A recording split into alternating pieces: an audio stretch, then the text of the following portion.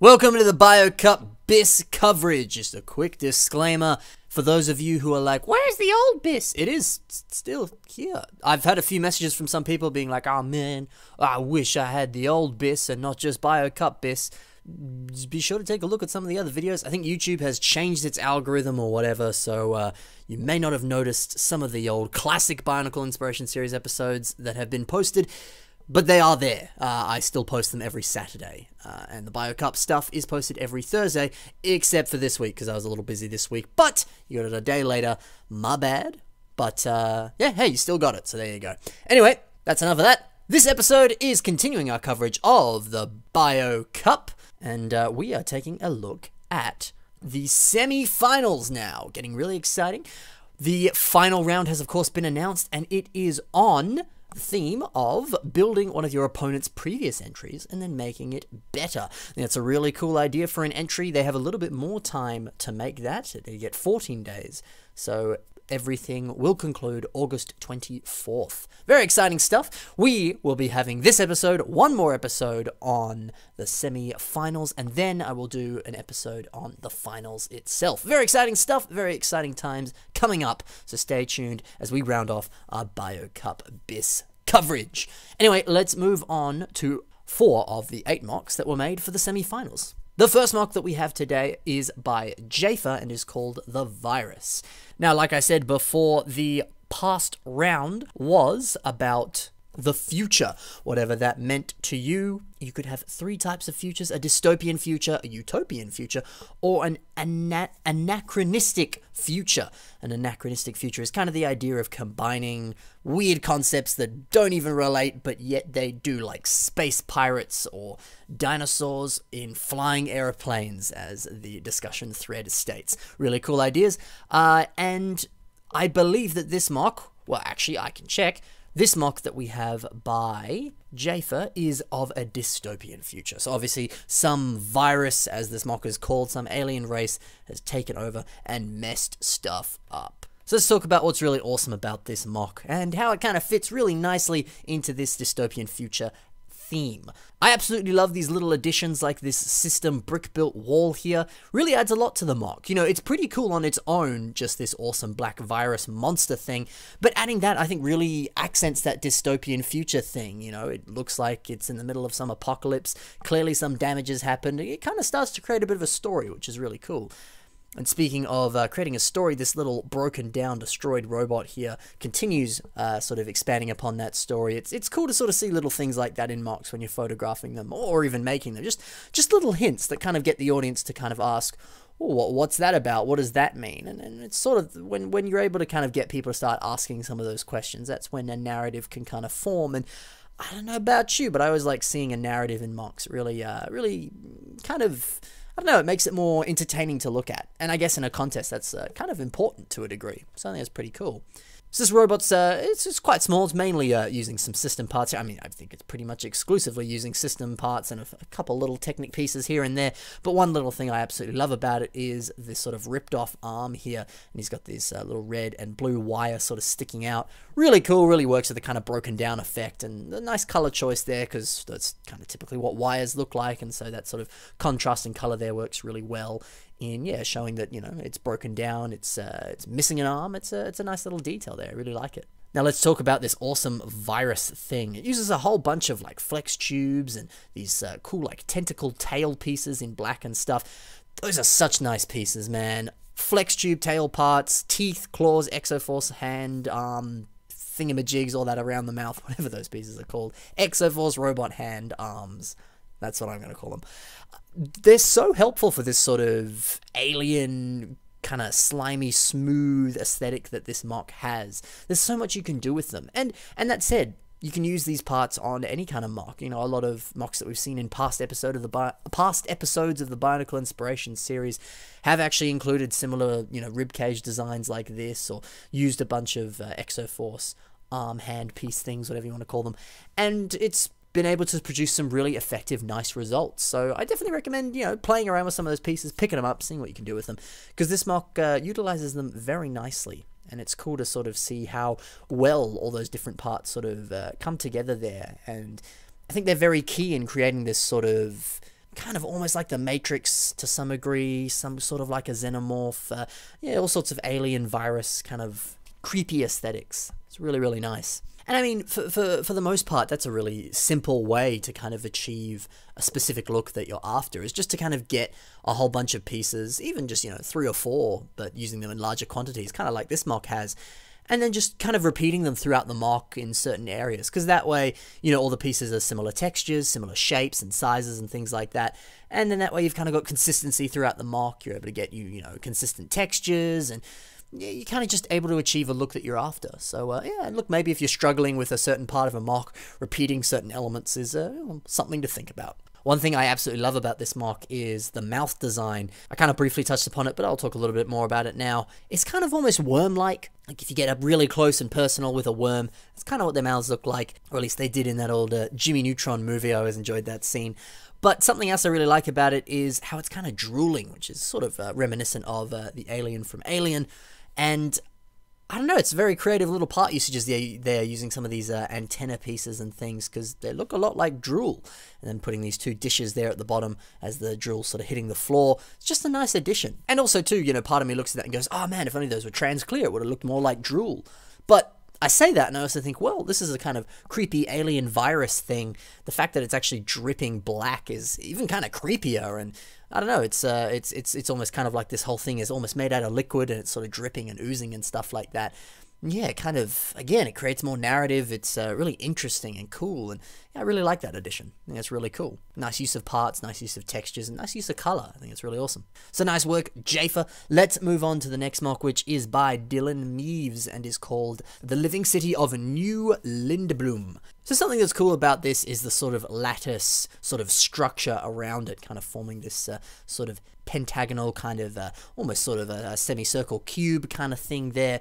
It's really, really cool. It's always something that you see some people doing, is kind of playing around with some Technic pieces or Bionicle pieces and seeing what kind of geometric patterns and shapes you can form, because inherently there is a decent amount of maths involved in Lego, and you can achieve those sorts of things. So if you kind of just want to play around with pieces and kind of experiment with the maths of things, which is, you may not be super into maths, I am not, but you can certainly learn a lot by kind of implementing mathematical sort of stuff into mocks. And so playing around with some of that sort of stuff and all that can definitely lead to kind of interesting possibilities with mocks. And also too, hey, you get to kind of play around and make cool like shapes and sizes. They can just be fun little table scraps that you can kind of make and just just kind of play around and have fun with. So that's something to think about if you just kind of want to just play around with some pieces. It's always something. You never know what you might learn. You might be just putting things together and suddenly you've got this really awesome technique and a whole mock forms around it. And possibly this is even what this mock was. And kind of on that too, when you kind of look at all these different individual sort of micro scale buildings and things like that, it's really, really awesome. I think it's really cool. There's so many unique part usages here. Like you've got this cool little crown piece here, which forms the sort of top of a skyscraper. You've got some sword pieces and stuff forming a skyscraper, all these sort of dishes and domes and things like that. It very much looks like a micro-scale futuristic city, which is essentially the look that Dylan was going for. And more or less, I think it's essentially how he came up with that, is just kind of playing around, picking up some pieces and going, okay, how can I make this into a skyscraper? And yeah, just seeing what comes up, seeing what you can do, just playing around. And I think that's really cool, He's done a very effective job and it works. It's awesome. I think it's really cool. And that too, it's always something to think about as well. You don't always have to build a humanoid mock. You can build, a city, a skyscraper, a car, anything, The possibilities are endless. Don't necessarily have to limit yourself to a humanoid character. So very nice work, Dylan. Let's move on to the next mock by King Marshy, and this mock is called Miss Utopia. Really, really like this. I think this is one of my favorite entries into this round of the Bio Cup. There's some very nice stuff going on here. Some nice playing around with textures. I really, really dig the boots that this mock has. Really cool to see all the kind of color blocking here. The gloves are red, the boots are red, and then you've got the blue pants and the white sort of top part there. It very much looks like sort of depictions of the future that people thought of in like the 80s and 90s and 70s and 60s, all sorts of times. By 2018 we're going to be living in space. I know how wrong they were, but it's got a very nice kind of Jetsons aesthetic to it. I really, really like that. And it's cool how effective and simple that is, just to kind of play with your color blocking there to kind of match pretty much how it looked. Now, I mentioned textures and hadn't actually talked about that yet. This whole boot design here doesn't use too many pieces on the front there. Just sort of Hero Factory shell, these cool shin guard pieces, and then those other shin guard pieces that we got with like a car and some of the old Glotorian sets. And yeah, they're all very smooth in texture there, and it just kind of works. It kind of looks like, yeah, what you would see on a sort of spacesuit.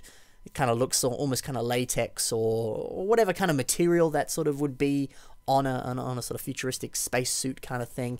I don't know. I think that's you know, I often bang on about, you know, oh, this is a really nice texture or whatever, but I think this is a very, very different and very unique way of playing with textures, because kind of having that smooth look there that, like I said, looks a bit like kind of leather, or maybe leather's not the actual material that you would see on this sort of spacesuit, but that's what I'm going to say it is.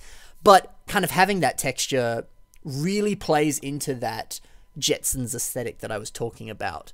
And I think if he hadn't quite had that texture, it may not have been as effective there.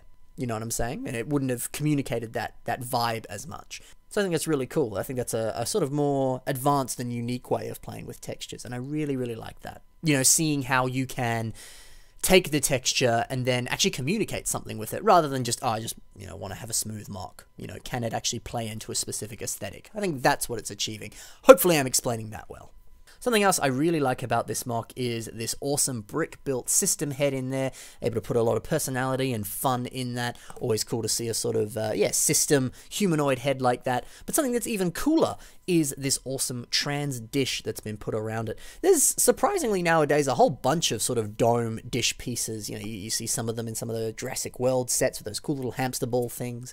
And I think Buzz Lightyear had one, which I want to say that's what this this trans clear dome is from, but I can't say I'm certain. Somebody let me know what that comes in, because it's not quite, it's escaping me at the moment. But that's always something to think about. You know, there's a whole bunch of dishes in trans colors, and it's a really cool aesthetic to be able to kind of create this sort of helmet effect like that. Maybe that's something you want to think about. Also really like how simple and effective this sort of ring of tubes is around the waist here. It kind of looks a bit like a dress, which fits very well with the whole Miss Utopia idea. I think it's really cool. And also the once again, playing with textures in a really unique way. This sort of tube effect almost kind of reminds me of old, you know, classic Doctor Who, or, you know, all sorts of, you know, crazy out there science fiction shows or movies. That kind of tube effect, especially, you know, wrapped around like that, kind of looks like a piece of, you know, repurposed pipe that someone's put onto, you know, some spacesuit in one of those shows. So yeah, I think that again is a really clever way of playing around with this, with textures there to achieve this aesthetic. I think he's really, really effectively managed to recreate that. It's really, really awesome. Also really like this cute little space dog here. Cool to see this Slicer Throwbot torso piece there used for the sort of bulk of the body there. It's just a nice piece use. Always cool to see some of those pieces being used in mocks. Very nicely done. So great job, King Marshy. Let's quickly move on to the bonus mock, which is by Joxon and is called The Last of the Lionhearts. Now, at the start of the episode, I mentioned the anachronistic futures of combining two things. Now, this mock was one of those. This, of course, well, at least to my knowledge, appears to be combining knights and some sort of, you know, racers, motorcycle things, which is pretty awesome. It's funny, looking at this, I kind of just thought that it just naturally flowed. I kind of had to remind myself that, oh no, he's actually combining two things here, which I think is a credit to Joxon, because he's managed to sort of smush the two together so well that they look like they're meant to be together, which is essentially what the concept is. So very nicely done, good sir. Great use of some of these Knights Kingdom parts here. It's amazing how well those work with modern CCBS parts. If you kind of look at the shoulders here, he's essentially just got that CCBS shell, put the Knights Kingdom armor piece on top, and then found a lightsaber connection to pin it on there. So it literally just sort of kind of goes on top of it, which is really interesting and really cool. It's a very simple technique. It's a really simple way of attaching it. And you're still able to actually get, well, at least it looks like you're still able to get a really decent amount of posability with that on top there. So yeah, really nicely done, Joxon. It's cool to see how well those Knights Kingdom parts can work on a CCBS mock. So if you are unfamiliar with Knights Kingdom or you don't have any of the parts, be sure to check out the old Knights Kingdom theme. It was a great theme, lots of awesome parts that worked surprisingly well with Bionicle stuff. So yeah, maybe something to look into there as a few more pieces to play around with. Also really like how he's repurposed this cape here as a scarf. Fits really well. both with the kind of castle and kind of biker racer kind of vibe there. Both really, kind of lend itself towards that. It's really simple. Just instead of the cape going on the neck, the cape goes on the neck in the other kind of way with a scarf. That sentence made more sense before I actually spoke it, but you understand what I mean. So yeah, simple but really cool. So let's take a quick look at this bike here. Really nicely done. It's if you kind of take a closer look at it, it's pretty cool how the frame's been done. Essentially, just using a bunch of these, Technic connectory pieces here to form the front of the bike, and then more or less that seems to kind of be the case with the back here. Essentially, it kind of seems like he's just sort of figured out a rough frame and then kind of detailed around that and then put the wheels in and stuff like that. And I guess for the most part, that's probably the best way to approach a vehicle, isn't it? Is just to figure out a very rough frame, just to at least sort of get the basics down, and then detail around it, add in the engines, add in the, highlights like the little light on the front there, all sorts of things like that. That seems to be sort of the most effective and simple way of doing it. Whether or not that's actually what Joxon did or not, I don't know, but that's certainly what I would approach. That's certainly how I would approach building a motorcycle or vehicle after having seen something like this. So yeah, very nicely done, Joxon, and nicely done to all 4 of these builders. Great stuff. So we will continue covering the other few mocks that were entered into this round of the BioCup in the next episode, which will be out on Thursday next week. Be sure as well to stay tuned for Saturday, where you have your regular scheduled BIS. I haven't forgotten that. That's still happening for those of you who hadn't quite seen it. And yeah, stay tuned for future episodes. I'll see you soon. Happy building, guys. Later.